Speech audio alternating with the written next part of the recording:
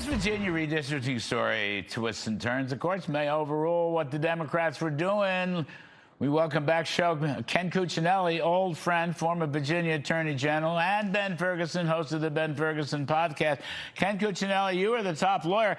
One court has already overturned this crazy election. The whole thing could be thrown out like it should be. I think that the odds are very much in that direction. I think that the court in Southwest Virginia, the Tazewell Circuit Court that threw the whole thing out, is going to be upheld in the Virginia Supreme Court. It will be the Virginia Supreme Court that decides this. This is all state constitutional issues. There are no federal issues at play yet. And the way the Democrat General Assembly egregiously jammed this through the General Assembly without any regard to the constitutional requirements, I think is going to come back to bite them right in about 2 or 3 weeks. You know, Ben Ferguson, it's just so great. You have all these Democrats that run as moderates, like the Spansberger woman in Virginia. Yeah, they lie to you. Yeah. Yes, just outright lie. Then she apparently was opposed to this kind of crazy redistricting when she ran, and then she comes in and jams it down everybody's throat, along with taxes and every other socialist Bernie Sanders idea. But you know what, Ben? Americans not as dumb as Democrats think they are.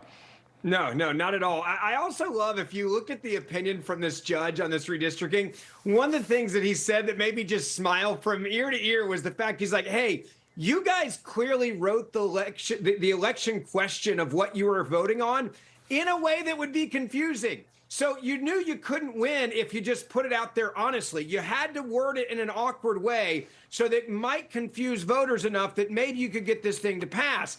And on top of the fact that you were screwing with the Constitution of the state, and then looking at the other issues of the timing and what had just been done a few years before. But this goes back to the core of what we see across the country with Democrats right now. They don't respect the Constitution. They don't respect any of it.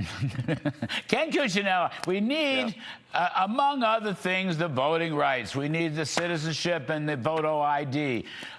Some people are saying paper ballots at the last minute, Fairfax County, I don't know. But my point is, the Republicans in the Senate and the House should really figure out a way to get the voting rights through because it's so damn popular. Yep. Yeah, I mean, even that radical right-wing organization, CNN, their own poll showed over 70% of Democrat voters support voter ID and citizenship confirmation.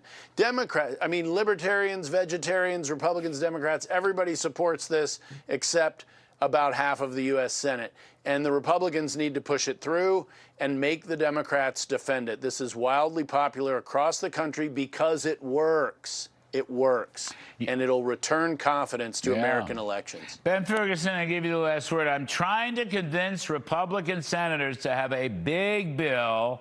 I mean, Ken talks about libertarians and vegetarians. Put everything. I want voting rights. I want some tax cuts. I want some waste, fraud, and abuse, Ben. They got this skinny anorexic bill. It's going nowhere. I don't know how you sell that in the midterms, Ben. Yeah, it's going to be hard to. And look, this is the problem with some of the Republican leadership in Washington, D.C. You got a bunch of rhinos and wusses there.